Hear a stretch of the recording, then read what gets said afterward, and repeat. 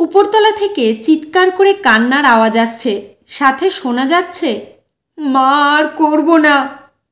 বিষয়টা বুঝে উঠতে পারছিলাম না।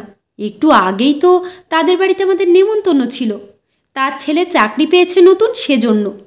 কত অমায়িক পরিবার, কি রেখে কি খেতে দেবে, কিভাবে খাতির যত্ন করবে, সে নিয়ে তাদের কত হইহুল্লোড়। তাহলে এত অল্প সময়ের মধ্যে কি হলো? যেহেতু সে আমার ভাড়াটিয়া, তাই সাহস করে যেতেও পারছি না। অনধিকার চর্চা হয়ে যায় কিনা সেই ভয়ে। স্ত্রীকে ডেকে বললাম, কে কাঁদছে এভাবে, জানো কিছু? সে দীর্ঘশ্বাস ফেলে বলল, আর কে, তুমি যেই মাসিমণির একটু আগে প্রশংসা করলে, কত ভালো মানুষ, সে তার ছেলে বউর সাথে এভাবে চিল্লাচ্ছে। আমি কিছুটা স্তব্ধ হয়ে বললাম, কেন, ওনাকে দেখে তো এমন লাগে না। আমার স্ত্রী বলল, থাক, তোমার সাথে তর্কে যাব না, মহিলা মানুষের বিষয় তুমি বুঝবে না। এই বলে সে চলে গেল। আমি টিভি দেখতে লাগলাম।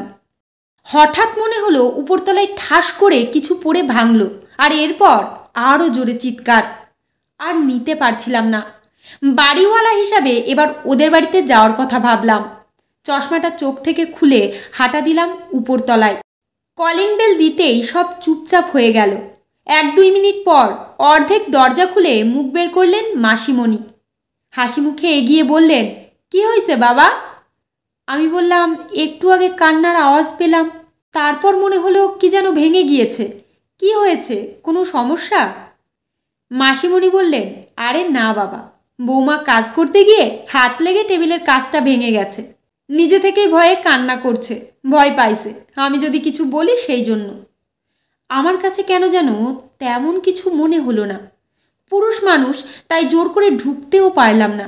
কিন্তু আসার পর থেকে মাথাটা ধরে আছে, তাই সহ্য করতে না পেরে আমার স্ত্রীকে ডেকে বললাম, চলো তো আমার সাথে। সে বলল, কোথায়? আমি হাত ধরে টান দিয়ে তাকে নিয়ে গেলাম উপরতলায়। আবার কলিং বেল দিলাম। এবার আরও সময় নিয়ে দরজা খুলল তারা। এবার দরজা খুলল মাসিমণির ছেলে। একদম ঘামিয়ে আছে সে। বয়সে আমার সমবয়সী হলেও বিয়ে করেছে আমার মেয়ের বয়সী একটা মেয়েকে। সে জিজ্ঞাসা করল, কিছু বলবেন ভাই? বললাম, তোমার মায়ের সাথে কথা আছে, ভেতরে যাব। সে বলল, মা পুজো করে, পুজো শেষে বলতেছি যেন আপনার সাথে দেখা করে আসে।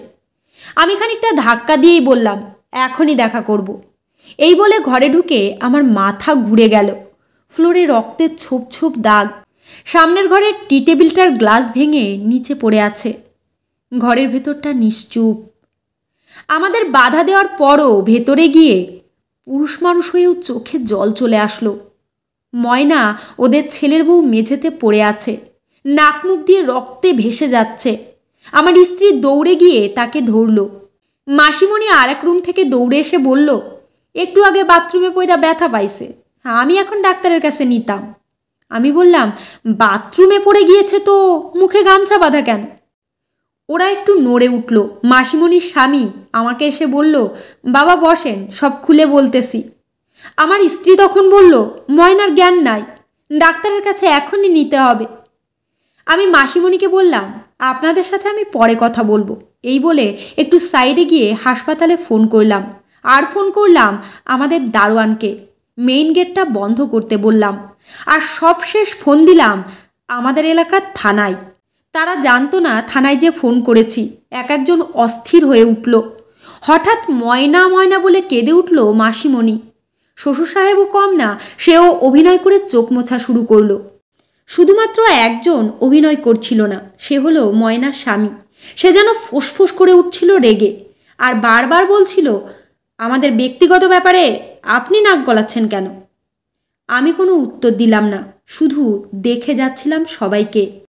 ময়নাকে, আমার স্ত্রীকে আর মেয়েকে সহ অ্যাম্বুলেন্সে করে হাসপাতালে পাঠিয়ে দিলাম। সাথে যাওয়ার জন্য তার বাড়ির সবাই খুব জোর করলেও আমি সবাইকে নিষেধ করে দেই।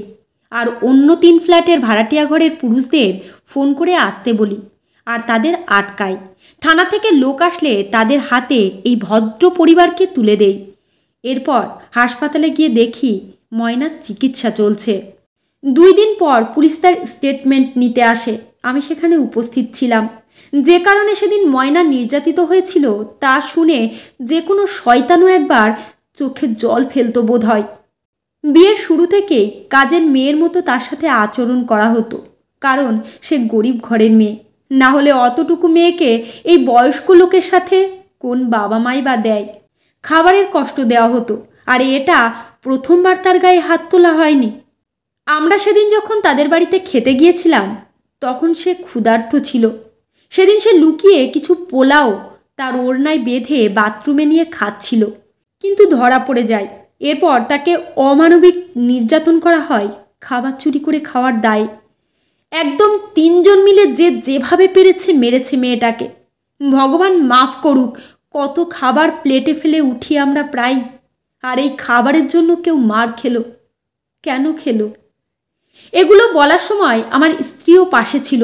চোখ মুছে আমার দিকে এগিয়ে বলছে, মেয়ে বিয়ে দেব না আমরা, দরকার নেই। মেয়ের খাওয়ার জন্য কত চিন্তা করি, আর সেই মেয়ে যদি অন্যের ঘরে গিয়ে ভাতের বদলে মার খায় তাহলে তেমন বিয়ের দরকার নেই। আমিও তাকে জড়িয়ে বললাম, সবাই এক না, সবাই খারাপ না, সবাইকে আবার দেখতে মানুষ লাগলেও আসলে তারা মানুষ না। আমি নিজে ময়নাকে সুস্থ হওয়ার পর উকিল ধরিয়ে মামলা করাই। ময়না তার বাবার বাড়ি ফেরত যেতে চায়নি, তাই তার বাবার অনুমতি নিয়ে আমার বাড়িতেই রেখে দেই। আমার একটা মেয়ে, তার সাথেই ময়না থাকে।